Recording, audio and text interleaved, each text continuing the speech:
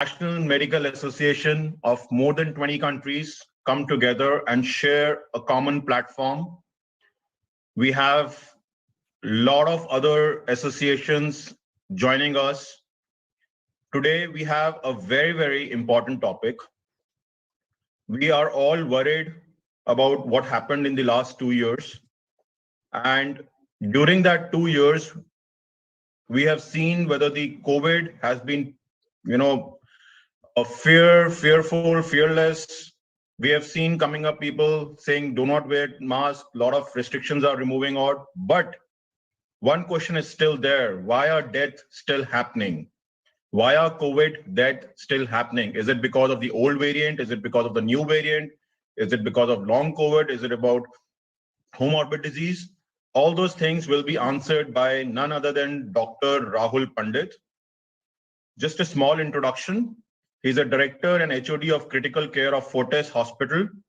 He is a senior intensive care consultant over 2 decades of an experience and is the director of critical care and ICU, having a prestigious fellowship of Joint Faculty of Intensive Care Medicine Australia. Dr. Pandit plays a very important lead role in setting up the ICU policies, protocols, and patient algorithm. He has completed the European Diploma of Intensive Care Medicine. He is an esteemed member of Maharashtra COVID Task Force of COVID-19, the task force who has played a very key role in establishing the patient management protocol for serious and critical ill patients. It is also recommended the requirement of specialist doctors and healthcare support staff in critical care hospital. Welcome to our forum, Dr. Pandit, and we are all looking for the knowledge which you will give to us right now. Thank you. Thank you very much, Saurabh, and it is indeed a pleasure and an honor to be here today. It is a very intriguingly interesting topic, and if it's okay, I'll start sharing my slides. Absolutely.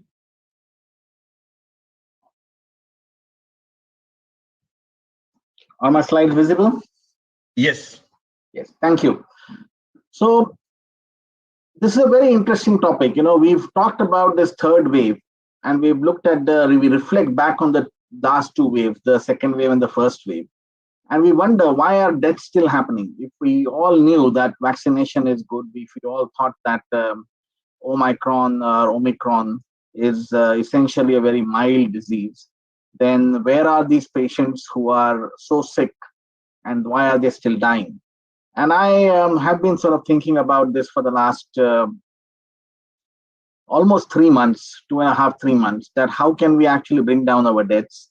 Me and Professor Shashank Joshi, we often ponder and we often wonder whether we will be able to actually bring down COVID deaths to zero. And just this reflection of the deaths, I actually started looking at deaths across the country in India and a little bit across the world as well. And I thought that there were some pertinent points which we could possibly bring across in this discussion out here today. So this is the data from Johns Hopkins University, looking up to just around 30th of January, just beyond that, 2022. And we all know that the cases which sort of really spurted up in the month of December and January are across the world coming down. And you see UK, USA, Brazil, Russia and Canada, Russia and Brazil are still on the upsurge. But the rest of the countries, they seem to be sort of coming down quite nicely. But when you look at the deaths during the same period, you see that US actually is having almost 2,500 deaths a day. India is still on a little bit on the upsurge. It hasn't really flattened it off. Brazil is still there. South Africa is definitely coming down in terms of the percentage. And Russia, I think, though the numbers are going up, the deaths have always lagged behind, as we all know. They lag behind by at least 2 or 3 weeks. So we will possibly see that graph going up for Russia in a few weeks' time. United Kingdom, it's flattened off, and I'm hoping that it will now start coming down in the next couple of weeks that we look at. So what I've got in my talk is I've got a little bit of reflection of the first 2 waves. This is our own work. in Mumbai, in our hospital, and in the regional setup with a couple of other hospitals together. And we look at the deaths, we analyze those deaths based specifically on comorbidities, age, and gender, and see if we can actually get some learnings out of that for the third wave. So this is one of the papers we published last year, where we looked at deaths in our hospital. So this was an intensive care database of around 514 intensive care patients, majority of them who were on a ventilator. And if you look at just the first graph here, first table here, you can see that patients above 50 obviously had a very high chance of dying. Our mortality was just around 10% or less in our ICU. It has consistently remained low in our ICU, and I will come up to some of the other ICU database as well, and we can look at that. And you can see here that just being above 50 years of age, you were almost having 90% of the patients. And if you compare them between male and female, again, male gender, almost 80% of the patients who succumbed were males as opposed to females. We know that. We know that from before, that female gender has got some estrogen protection. It sort of gives them a lot of protection from severe disease as well, and obviously because of which we don't see them dying that much, which is a good thing. The other very, very glaring reality which is in front is that, yes, you look at the gender, but if you look further deep down into it and deep dive into the data and look at comorbidities, you will realize that almost 85% of the patients who succumbed had comorbidities, and comorbidities in the form of 5 of them: hypertension, diabetes, ischemic heart disease, obesity, BMI of greater than 30, malignancy, or autoimmune diseases. So we know this now, that if you are a male patient, if you have comorbidities, and if you're above 50, the chances of dying are very, very high. That's what this data tells us. After this data was published, just about this data when it was getting published, we actually got hit by the second wave. So during the second wave, we actually looked at a prospective data of around 9 ICUs across the western part of the country. And what we did was we compared between the first and the second wave at the end of it. So we prospectively collected data, and then we actually compared it with the retrospective data between the first and second wave, specifically looking at ICU mortality. So if you look at this first chart here, we've got around 1,900 patients from these 9 ICUs in the first wave, approximately 1,500 odd patients in the second wave. And if you look at our mortality, the ICU versus hospital mortality, definitely very high mortality in the second wave in terms of percentage, as well as in the absolute numbers. And if you sort of compare that, it went up to almost 26%, 29%, as opposed to 13% and 18%, respectively, for hospital and ICU between the 2 waves. Our ICU mortality in the second wave was only 12.5%. So we were still below most of the averages, even for the first wave. And our Apache 2 scores, our PF ratios have been really, really high. And despite that, our mortality has remained low. Nevertheless, coming back to this reflects us again the same sort of a picture, that if you were above 50, if you are a male gender, and if you're likely to be in the second wave, you're probably having a larger chance of actually dying. And of course, comorbidities played a significant role. We looked at HRCT scores as well. Higher the score, higher was the mortality. So these were sort of a trend which we were clearly establishing. Let's see what trend we are getting across in our state, in Maharashtra. And I'm now only talking about deaths happened in 2022. I'm not talking about deaths happening before that. So we are now here in the third wave. So we looked at first wave, we compared the first and the second wave. Now let's come up to the third wave, which is predominant Omicron, 90% Omicron, 10% Delta in Maharashtra. These are the daily number of cases starting from 1st of January to the 31st of January. And you can see how we had the upsurge here, a couple of humpbacks, and then we have sort of a downward trend since the 31st of January. And the deaths followed the same pattern. We had daily deaths sort of recorded between anywhere between 3 to 63 maximum, and that 63 was somewhere around 19th, 20th of January in our state. And if you could look at the total number of deaths, around 950, and as the cases started to trend down, the deaths went down as well. And they have remained low. We don't have a large number of deaths happening right now. So let's look at this same data in a different way.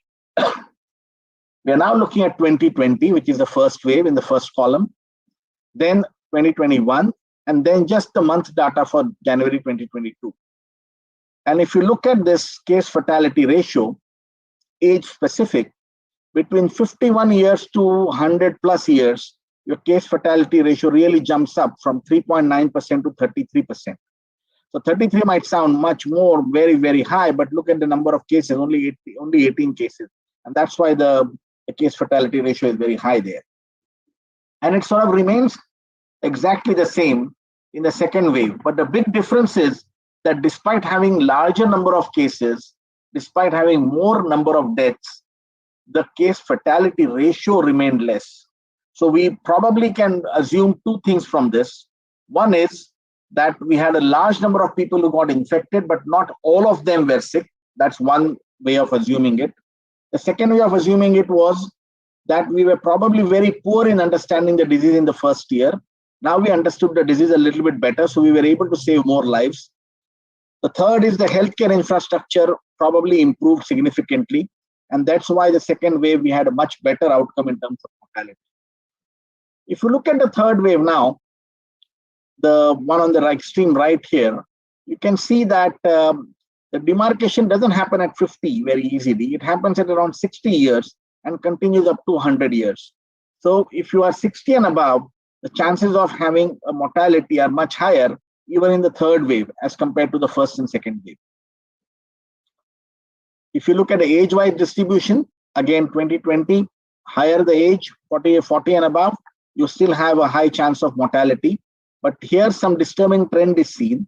You can see that even between 41 and 50, there were almost 6,200 deaths.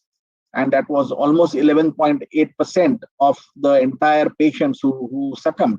And that's 11.8% is the total number of deaths divided by the number of deaths in that age group.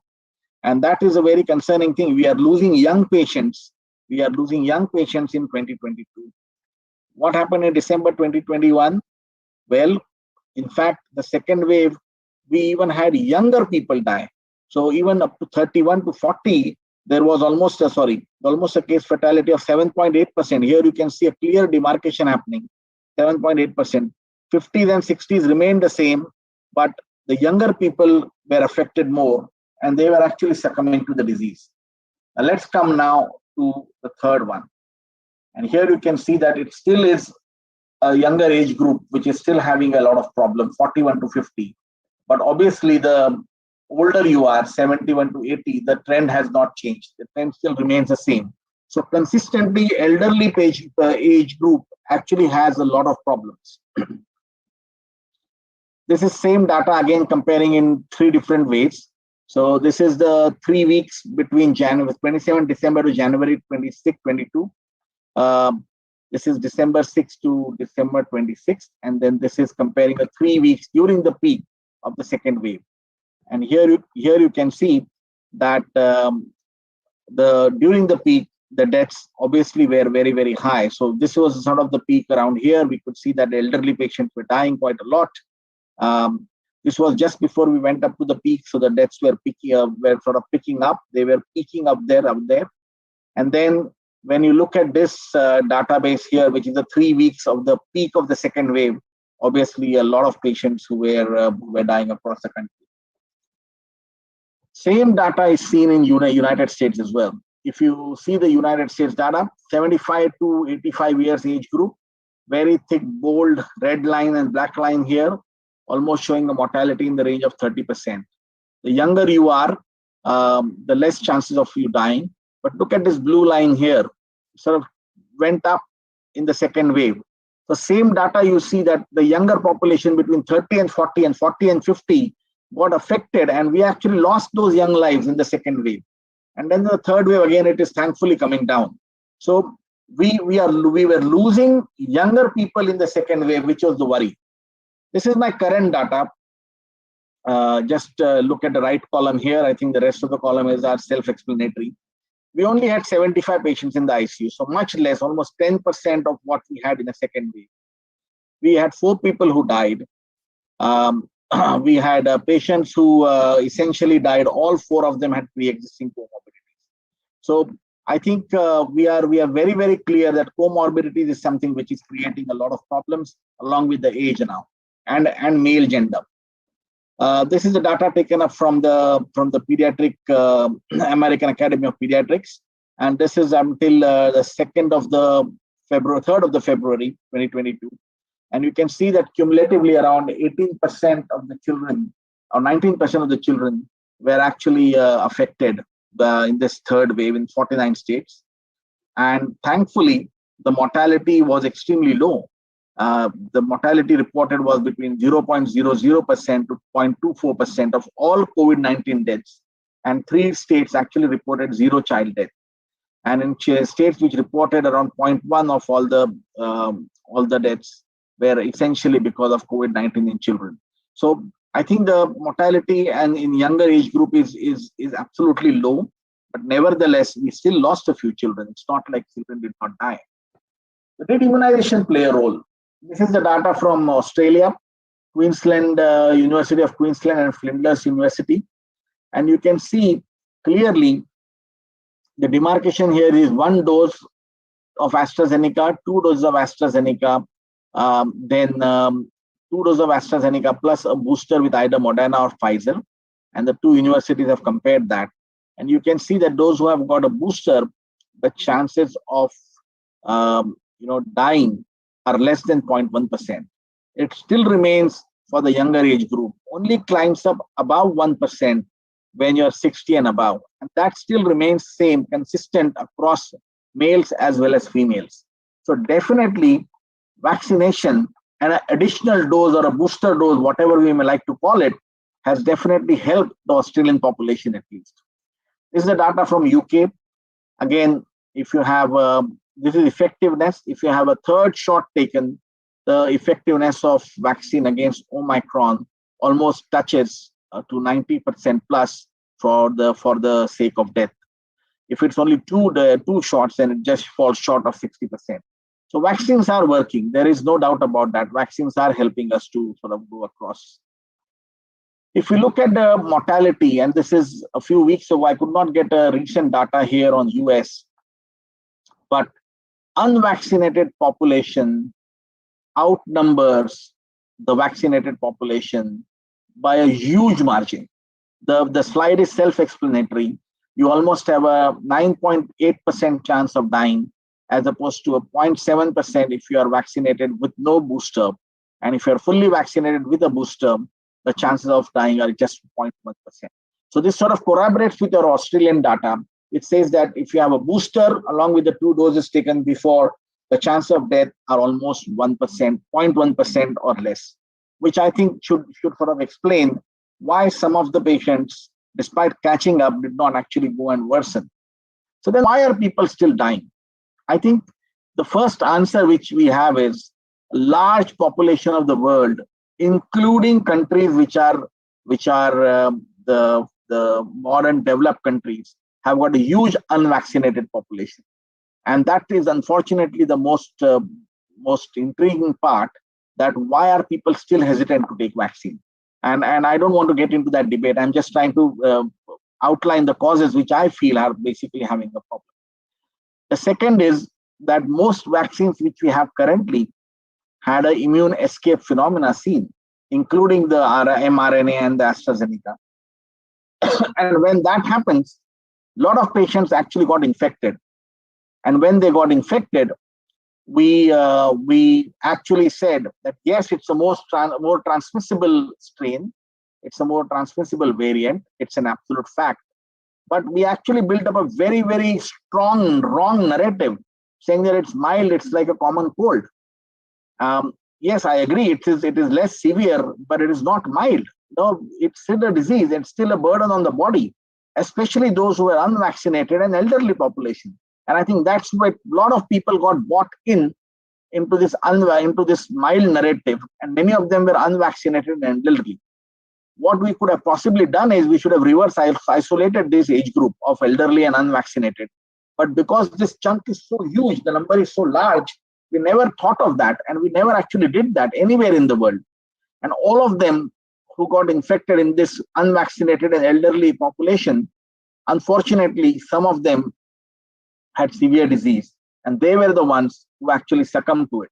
That is one of the unfortunate realities.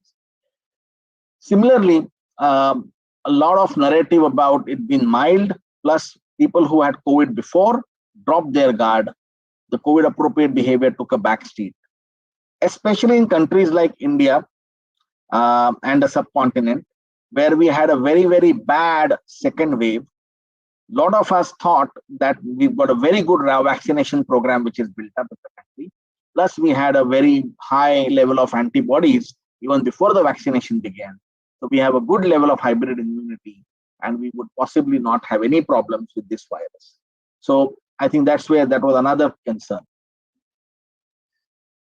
So many countries even discussed about mask-free nations. The vaccination where the vaccination was large, was almost covering the entire population. They discussed about going back to normalcy. Nothing wrong in that, absolutely. I think every nation should think about that when the appropriate time comes in. But what happened, unfortunately, was that this narrative again got transmitted through social media, through primetime media, to countries where the vaccination was nowhere near that. And a lot of them again thought, I've been having this talk in India as well, that should we be actually going without a mask right now?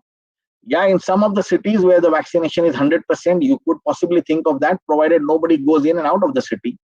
But that doesn't happen. You always have a floating population, especially in the metros. And then another narrative which worries me is that this is the end of the pandemic. Let's not worry about the pandemic anymore. I think these are the general things which we all know. I am sure you have all heard of this.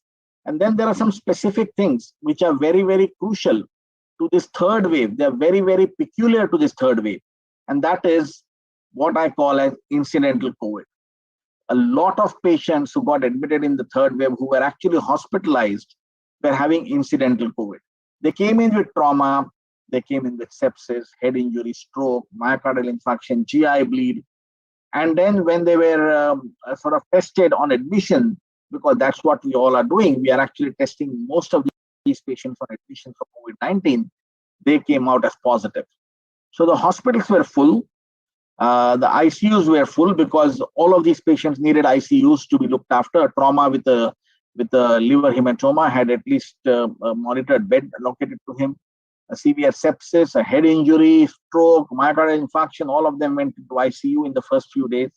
And that's how the hospital system sort of got a little bit engaged and again started to fill up.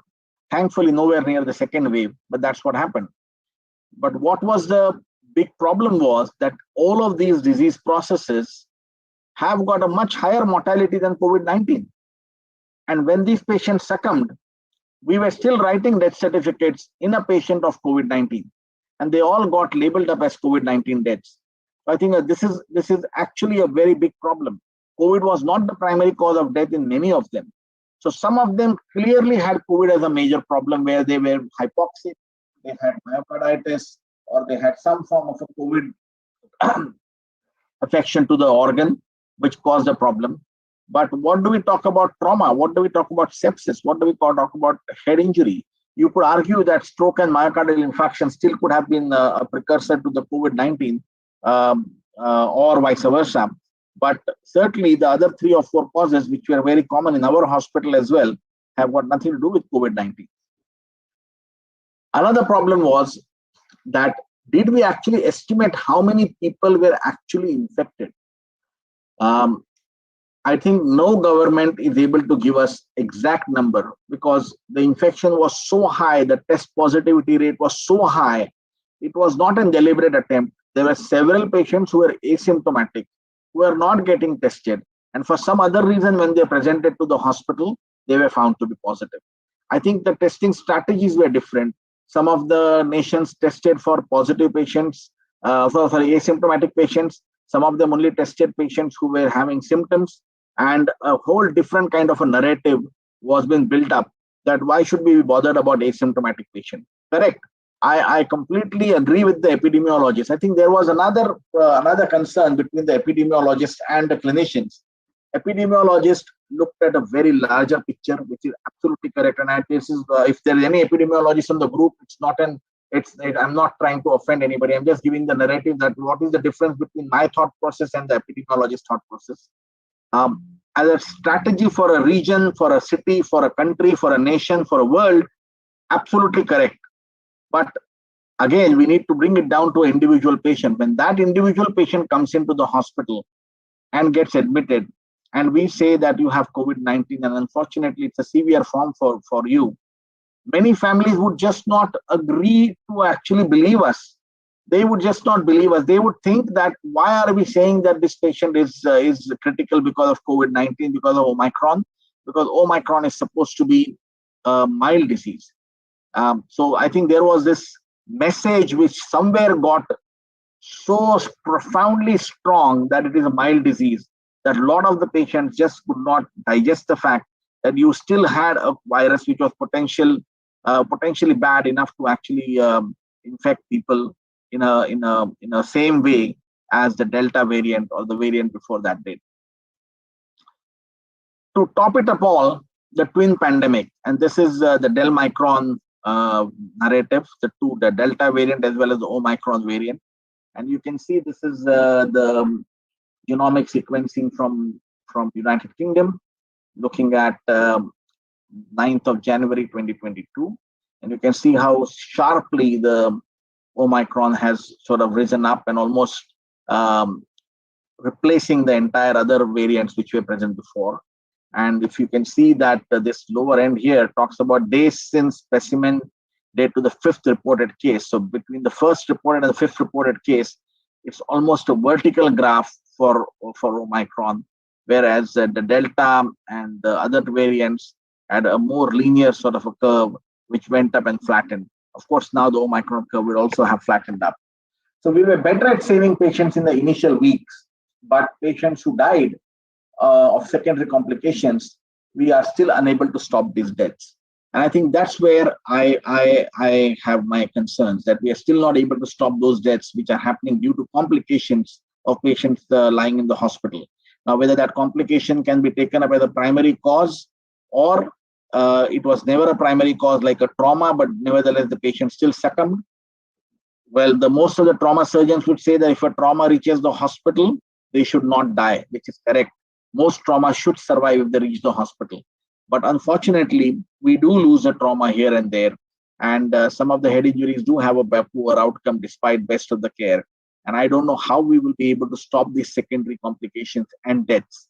And I think these secondary complications and deaths will continue even if we have a weaker variant, which if it comes from here on. We could have done some things differently. So some of the nations were very proactive. They gave a booster or additional dose much earlier before November, especially to the high-risk group. Some of the countries we possibly started a little bit later. Now this is a scientific discussion. I think if we would have had covered an additional booster dose for majority of the people in the world, it would have been really good. But then there is an inequitable distribution of vaccine. There are 3 or 4 doses for some countries and there are none for many of them. And this problem is in the real world. We need to come to a solution for the COVAX where we can actually have equitable distribution of vaccine across the world. And that is the only way in which you can ensure that there is no further new variant which comes up, which is nastier than the one we have seen already. And of course, unfortunately, if it does come, then major population in the world is protected from death. I don't know whether we'll be able to protect them from hospitalization or not, but definitely from death. And it is amply clear that if you're vaccinated, the chances of death are minuscule, absolutely minuscule. With that, I would like to summarize. Unvaccinated, elderly, and comorbid are still the most vulnerable population.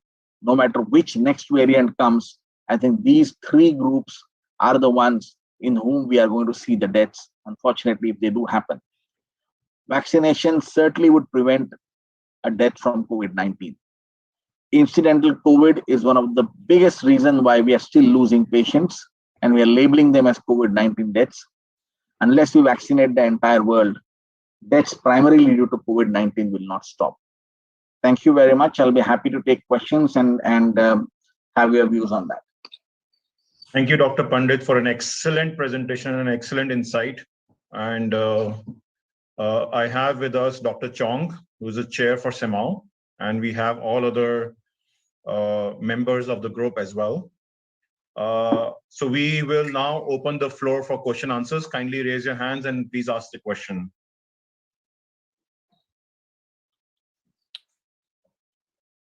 So Dr. Pandit, till the time like people come and ask the question, there's one question on the Facebook. Do we know how many people they lost their life because of the hospital acquired infection and not really a COVID, but they got into hospital because of the COVID, and that what was reported? I tried hard looking for the data, Saurabh. It's not there in the PubMed at least right now. Individual people or hospitals may have that data, but it's not in the public domain. But I would guess that there would be a population, a small population, if not large, who would have caught COVID-19 in the hospital and who had possibly succumbed to because of that. That's one way. But I think the bigger question actually is not who got COVID-19 in the hospital. The bigger question is that people who were unvaccinated, who actually became sick enough to be admitted to the hospital and caught a hospital-acquired infection, not COVID, but sepsis or something, and succumbed to that. That is a bigger population, unfortunately.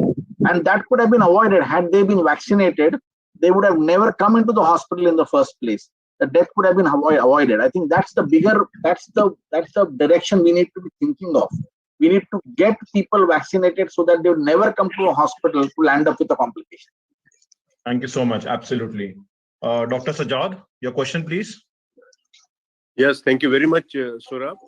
A very informative, very good presentation by Dr. Rahul.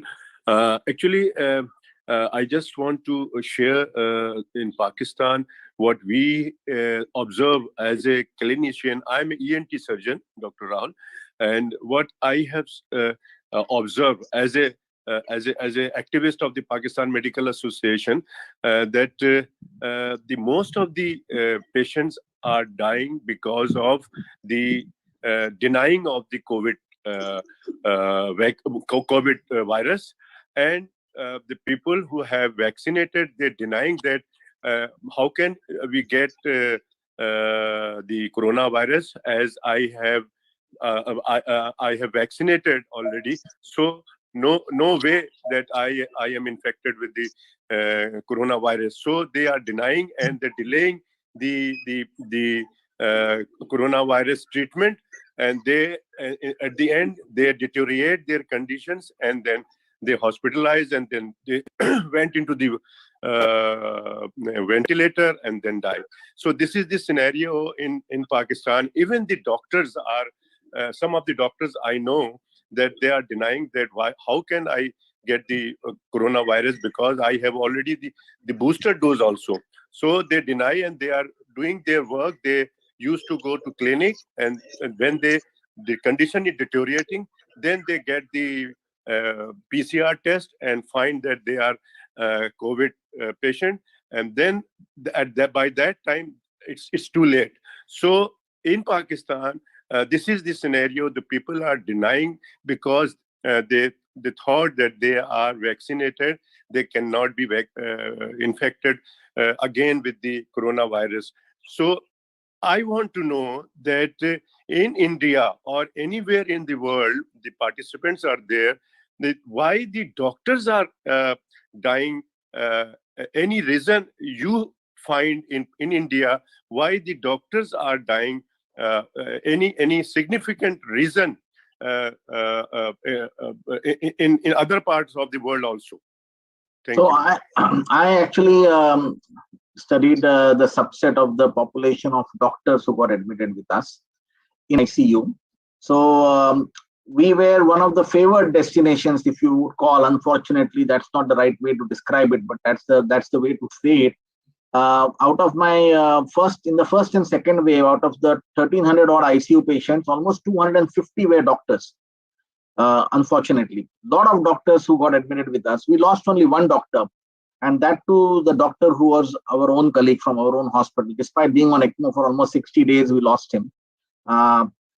So one of the reasons is that many of us in the first wave and possibly in the second wave actually got exposed to high levels of high viral load.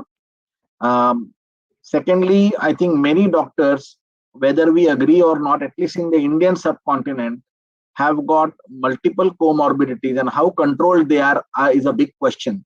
Because many of the doctors who would tell me that they were diabetics and they had well-controlled diabetes, when I would do their glycosylated hemoglobin HbA1c, it would be above 7, consistently above 7, and they would not believe it.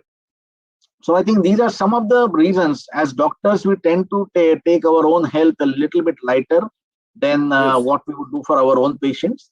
And what you said, Dr. Sajjad, is also correct. There is a denial. There is a denial in the general population. There used to be a denial in the doctors as well.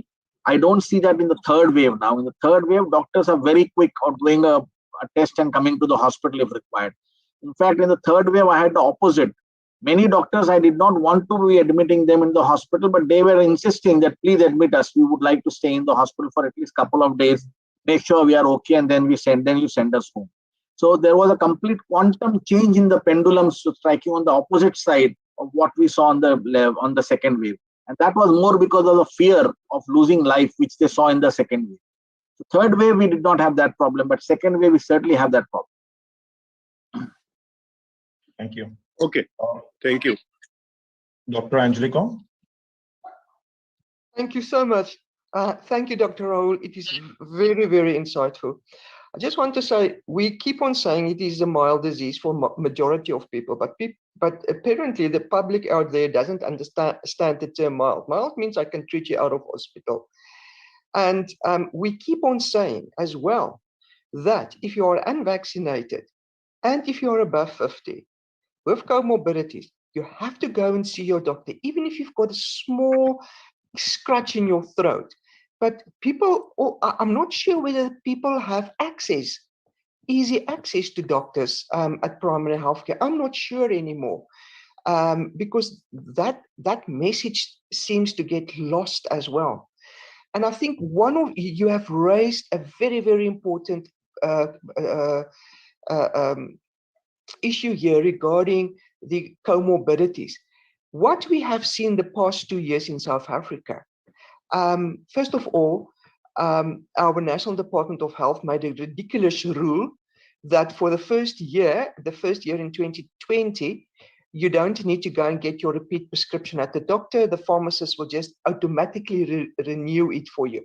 So we pushed back on that, but by the time we got it through, a year nearly passed. So that led to another thing, that if I am suffering from chronic diseases and I feel okay, because people feel they don't have high blood pressure, they feel they don't have high sugar, therefore I don't need to go to a doctor.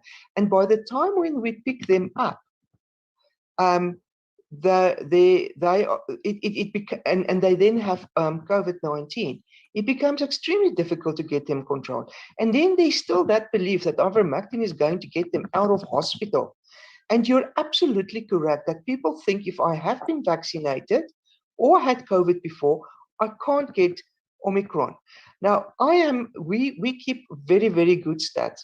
So what I am currently seeing this past week still, there's about 3 months after you either had COVID or been vaccinated or a combination, that these people are now starting to come in with COVID-19. Yes. And it is a huge concern to me, because we need to be honest with the people and say, yes, please remember, even if you had COVID, even if you've been vaccinated, guys, after 3 or 4 months, if you get a scratch, go to the doctor. Doctor, please test your patient and make sure that their blood pressure and sugar is controlled. We need to get that message out there. I fully agree with you on that. Thanks. Thank you very much, Dr. Angelique. I completely agree.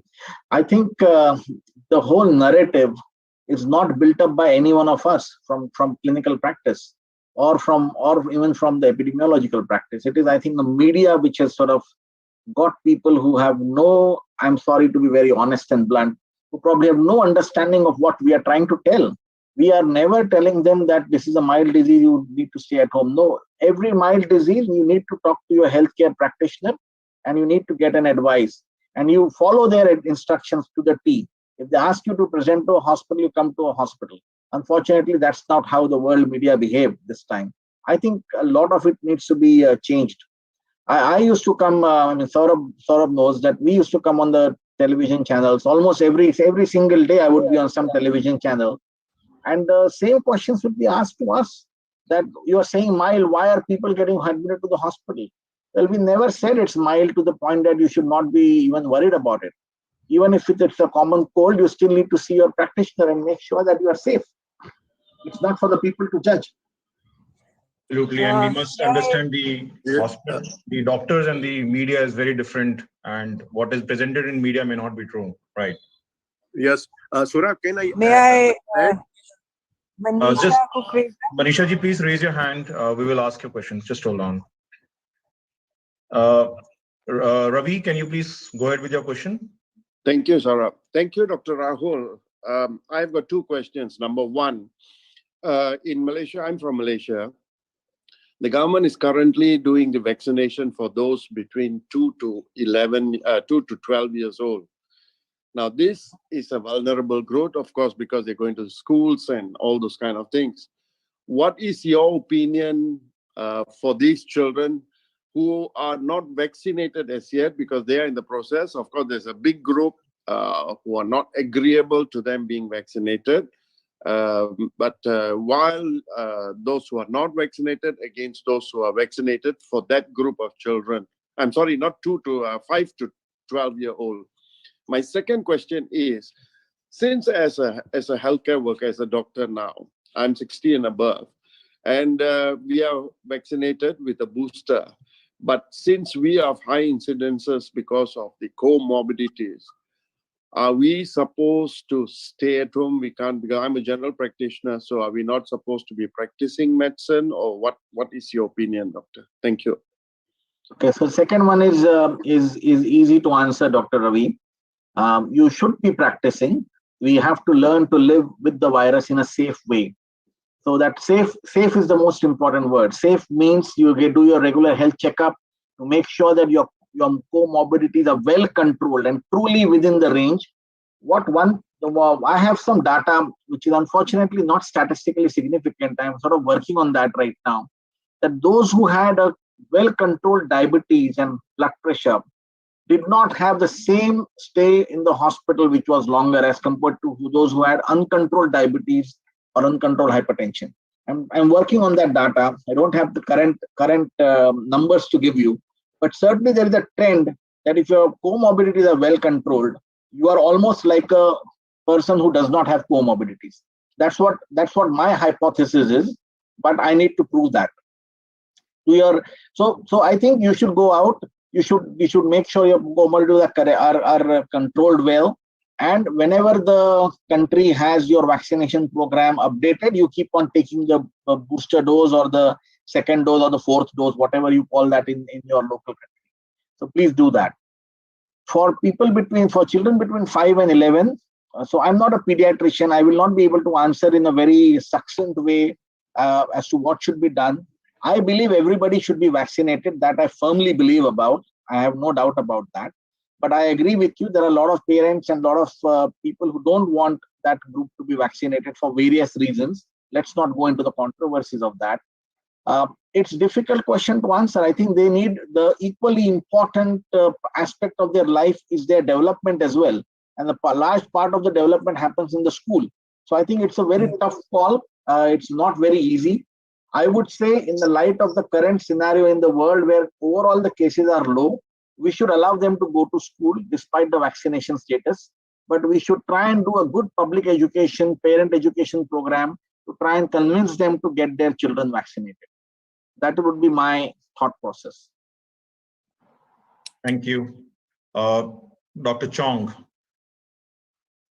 Hi, Dr. Rahul. Thank you very much for that Brilliant talk and presentation. I just have a question on whether there's any differentiation in mortality figures among different types of vaccines. Different types of Vaccines. Different Okay. Platforms. Yeah. So and just to add another question, the same question. Also, is there a data where you have from a booster dose and a regular couple vaccine? Like if there are two vaccinations, which is a regular vaccination, and if somebody has a booster, so is there a difference in the mortality rate? So the Australian data which I showed you between the AstraZeneca and the Pfizer or the Moderna clearly sort of was in the favor of a booster given with either Pfizer or a Moderna, so mRNA vaccine, clearly better there. The difference is very minuscule, Dr. Chong. It's not very high. Indian data, we need to analyze it. I still haven't got to analyze it because in India, we are still using AstraZeneca to AstraZeneca booster. And the other one is the Covaxin to Covaxin booster. So I promise you, as soon as I have that data, I will forward it to Saurabh and he can present it. Or I can come back at Saurabh history and I can come back and present that. No problems. Thank you. Pandit, you're always welcome. It's your family group here. Okay. Dr. Sajad, you have another question? And Dr. Chong, please join me for the session forward. Okay. I actually just forget what I was in my mind. I just forget. I will come back again. Okay, thank you very much. Send you some elements. Dr. Manisha. Dr. Manisha Kukreja, are you there? Yeah, please ask your question. I'm here. I have doubts and questions about incidental COVID. The question is that agreed cases, asymptomatic or vaccinated cases may have no symptoms at all. Exposure might have happened, trauma, and say head injury.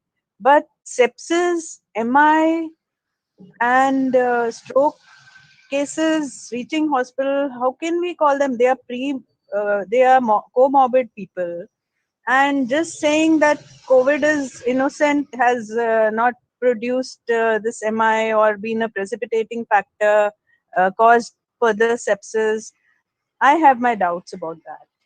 And I have a second question. This one can be answered first. Sure. So trauma, head injury, there is absolutely no correlation between COVID and any of these. These are just things which actually happen as an accident. Correct. I did mention in my talk that you could argue and say that the MI or the stroke happened because of the COVID or vice versa.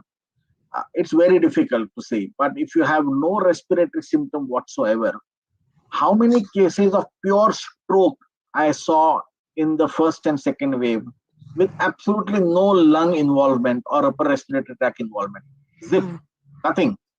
Similarly, myocardial infarction, zip, nothing. So we saw combination of COVID and MI or COVID and stroke with thrombotic complications in first and second wave. But if you actually look into the history, clinical examination, most of them had some amount of respiratory tract involvement, at least some amount of it. Of course, you will find one-off case which will be completely, cold from COVID point of view and have only MI. And you could argue that that is just a thrombotic MI which we are seeing. And I would not be able to defend it. But I think most of these patients actually primarily did not have COVID. Had the test positivity rate not been so high, we would not have found COVID in these patients. I am, at least in the third wave, I am very, very convinced about it.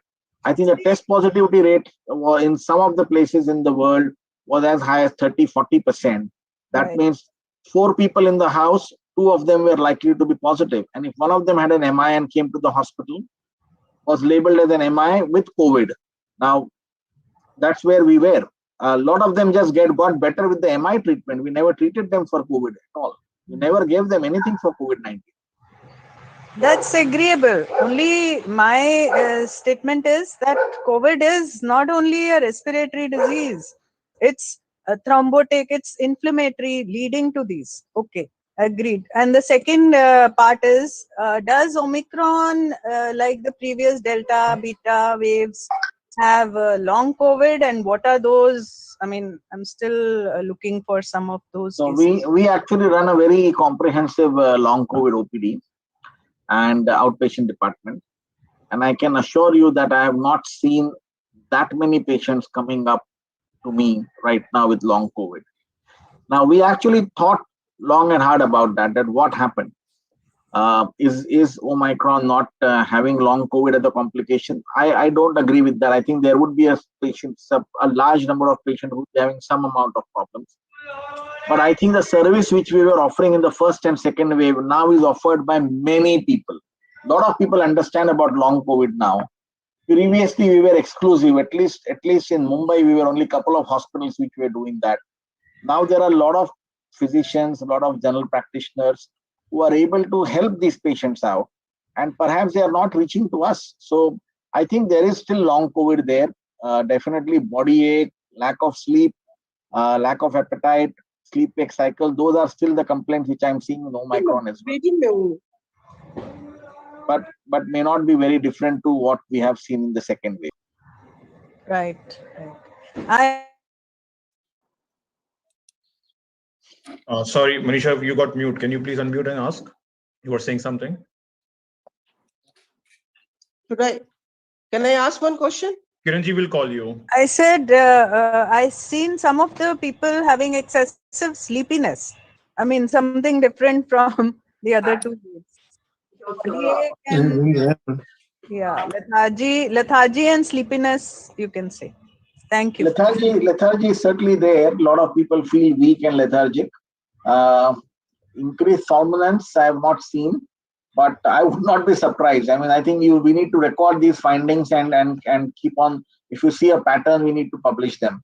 So if you do see a lot of patients who have complaints of a lot of sleepiness or daytime somnolence, then I think we'll have to just record those patients, get some data and publish that. That would be a very good finding to actually know that whether this precipitates like that. I have 3 of us complaining. So thank you. Okay, thank you. Dr. Akhtar Hussain, please your question.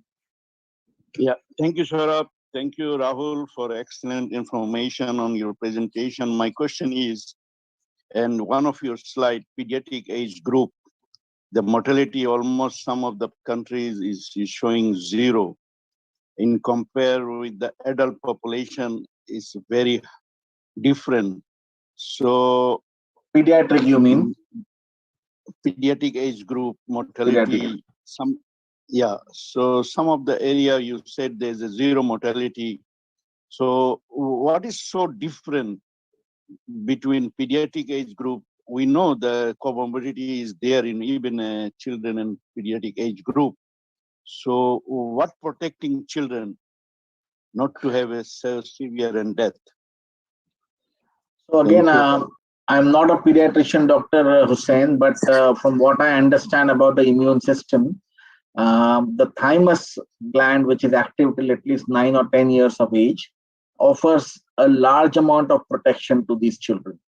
And that's thankfully the case because all of us love our children more than ourselves. So it's actually good that they have got a lot of protection naturally from the virus because of the thymus gland. And that's where the T cells are robustly produced. If there's any pediatrician on board, he or she may be able to explain that in a better way.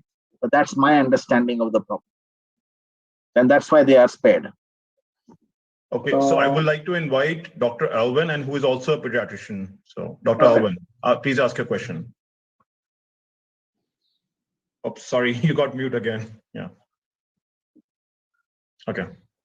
Thank you. You can see that I am fully geared because I'm still having my clinical practice on Saturday. Dr. Alvin, just a minute. I love your mask. I think there's a very nice smiley on your mask. Yeah, just to keep my patients relaxed, you see, because in Hong Kong, everybody is very tense now. In fact, we are also at the explosive surge of the tsunami Omicron wave in Hong Kong now. Although 82% of Hong Kong people have been vaccinated with the first dose, for the age group under 11, we had just started the vaccination exercise since 10 days ago, and only about 10% or up to 20% less than 15% of our population under the age of 11 have been vaccinated. In fact, so this is a loophole in the defense in our community. That is, well, for most of the other age group, it had been more vaccinated already. But then in the pediatric age group, under 5, the vaccination coverage is 0, of course. Even USA had refused to consider this at the moment. But of course, even at the 5 to 11 years age group, we are less successful as that in Singapore, I think. So this less vaccinated age group will become the loophole that the virus will get into. And so in the past 2 days, there's one very sad incident in Hong Kong, is that a 4-year-old boy had succumbed being COVID-19 positive, and he had vomiting and just fell very sick very soon after he got the disease, and we had not yet been informed of the autopsy result. All right, but of course, I think it is well known that the COVID-19 could cross the blood-brain barrier, and in fact, the choroid plexus with the inflammation, and then also then the meningitis and encephalitis. Just now we had talked about the long COVID. In fact, there are studies from Israel and other places that 11% of children with COVID-19 could have long COVID. And the long COVID symptoms are not just respiratory or in general, but they could have loss of concentration, that is attention deficit. They could have memory problems, that is the people had lost some of the short-term or even long-term memory, and that they could have a very much mood affected, say anxiety and insomnia and depression. And so I think the productivity of the individuals, the learning ability of the children would be affected. And so this is, of course, important, especially the parents are very concerned. And so this could become a driving force for the parents to allow the children to get vaccinated, because previously most of the parents are very, very dubious and hesitant to let their children to have vaccination. So now perhaps the parents are more motivated to get the children vaccinated first, to prevent the elderlies in their families to get infected, because just as Dr. Pandit Rahal had mentioned, age is such a significant factor, and comorbidity is such a significant factor in the morbidity and mortality of patients infected with Omicron. And in fact, I think the vaccines are going to be also universally given to the children in the community, in my opinion. Just now, I think we have to be very prudent to protect ourselves from getting infected, because even if we are asymptomatic with the confirmation of Omicron infection, still we have to have home isolation and quarantine. And that is, if we are infected, our clinic will have to close down. And in the community, there will be one less clinic functioning. And if we are doing hospital work, the one more manpower workforce will be eliminated from our service. And that is detrimental to our efforts in fighting this battle. So we have to be very stringent, vigilant in protecting ourselves from getting infection. But of course, well, this is sometimes very difficult to be assured, but we still have to try our best. Again, thank you very much, Rahul, Dr. Pandit, for giving us the excellent lecture. So I think it is not really well known now about the epidemic. I mean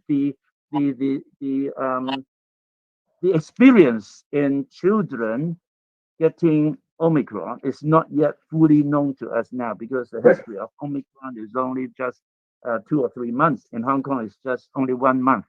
So we still don't know about the state of morbidity and mortality in the pediatric age group. So on the whole, it seems that it's mild. On the whole, it seems that morbidity and mortality is low in children's age group. But as I said just now, we already has the first fatality report in our pediatric age group, and that's below the age of 5 that could not be vaccinated in our community now. I mean, all over the world. So thank you very much. Thank you very much, Dr. Alvin. I completely agree. Just a couple of comments on what you said. I mean, just complimentary comments. Around 8 to 10% of the medical population, the healthcare workers, were infected during the peak in my hospital. So we were at least 10% short at any given time for at least 3 weeks, 3.5 weeks. We always were juggling with the rosters, whether it was nurses, junior doctors, consultants, directors. Everyone went through one round again, and we were always 10% short. About COVID encephalitis, so there were, I know a couple of pediatricians and pediatric neurologists. As I said, I'm not a pediatrician, who have actually gone ahead and done a lumbar puncture on these people and tested for RT-PCR on the CSF fluid. I don't know how sensitive that should be or how specific that would be, but they did find RT-PCRs to be positive. I had actually suggested them to do some viral culture and find out if they can actually cultivate and see, but it didn't happen. So we sort of just stopped with RT-PCR coming positive. But that would be something interesting to see whether we are able to cultivate this virus and culture this virus and see whether the viral copies are, or maybe how many viral copies these people had. It's very difficult. Theoretically, we can talk about that. Practically, it's not possible to do. Thank you. Can we have a quick question from Kiran, Dr. Kiran? Yes, I have a small question. That have you been experienced the role of CoQ10 in post-COVID myalgia and all, fatigue, myalgia, CoQ10? Sorry, Dr. Kiran, can you again repeat that? I did not get. What is the role of what? CoQ10? CoQ10. Coenzyme Q, you mean? Yes, yes. Yes. So coenzyme Q is again a complementary drug. You can use it. I don't think it works in anything, but I don't want to be dismissive about it because we don't know enough whether it actually works well in post-COVID syndrome or not. But it's certainly a complementary drug which can be used. I don't think it can be used as a monotherapy. A lot of people do use coenzyme Q, and I think it's harmless. If at all it benefits, it's worth trying it. But whether to say that it's a prime time therapy for post-COVID syndrome and for which type of symptoms, it's very difficult to say, Dr. Kiran, right now. And if it is to be given, it should be given for 2-3 months? I have no idea. I am not somebody who has used it, but I can find out for you if you want, and I can pass that on. Okay, there are people who are using it regularly. I know that, but I am not certainly the one who has used it. I prescribe to few people, and they are saying myalgia fatigue is really not there. That's good. Great. Dr. Prakash, your question, please. Yeah, good morning all, and thank you, Dr. Rahul, for the wonderful presentation, and all the participants. Good morning from Nepal. In post-COVID, compared to third wave, in second and first wave, we have a more percentage of post-COVID patients. And we can say in compared to second, in first is more post-COVID. But how long it will remain as post-COVID or long COVID? Can you say, Dr. Rao? Okay, so as I said, we run a post-COVID clinic. I will give you 3 anecdotes. One is my own experience. The other is my own experience when I got COVID. I am talking about my own experience as a patient, not as a doctor. Then the patients which we see in our hospital, and my interpretation of what we are seeing in the third wave, which is the Omicron wave. So I got COVID in May 2020, in the first wave. And trust me, doctor, I could not sleep normally as I would sleep until December. So it almost took me 5 or 6 months for my sleep pattern to set back. That was the only complaint I had, that my sleep, I used to wake up frequently, and at times I would not sleep at all in the night, just toss and turn and have only few hours of sleep. And this is for somebody who for the last 23 years has been sleeping like a baby every night, gets called 2 or 3 times in a night from the ICU, did not bother me at all. I would pick up the phone, do a conversation, and fall to sleep in the next minute.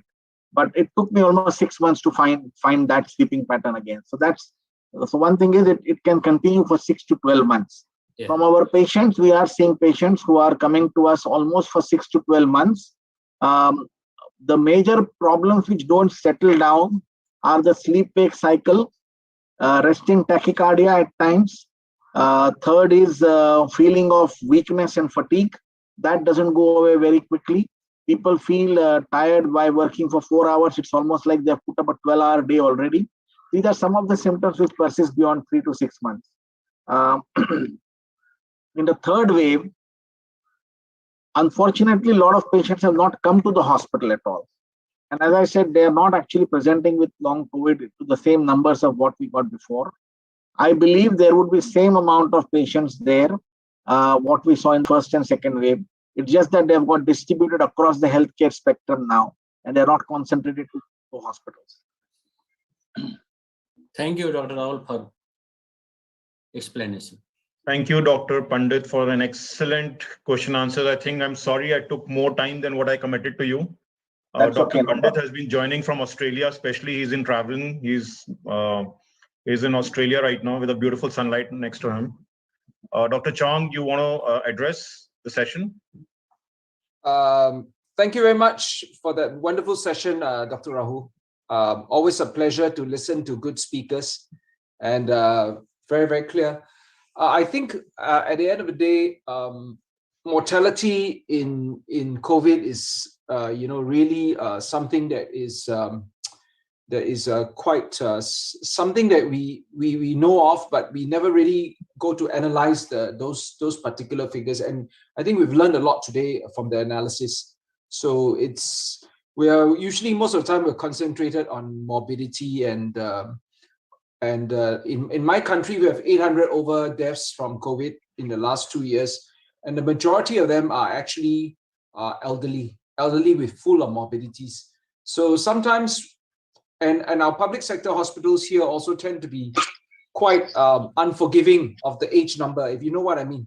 Once they see a certain age, they'll kind of almost to the extent of not try too hard, or start talking to relatives. Oh, we're not going to tube him. We're not going to do this. We're not going to. So unfortunately, that's also been one of the not so good sides about mortality. That it's in fact a symptom of rationing as well of healthcare resources, which is unavoidable when you have a pandemic. Honestly, we don't have all the resources in the world to cope with everybody.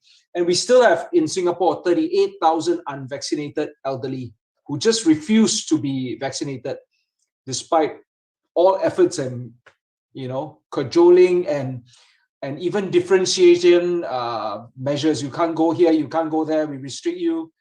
And even then, they are completely just refuse to be vaccinated. So it's quite a telling kind of insight into this part of the pandemic that we usually don't really think about, if you understand what I mean. So On behalf of everyone, I think I'd like to wrap up the session. If there are no more questions, it's almost time for us to close shop.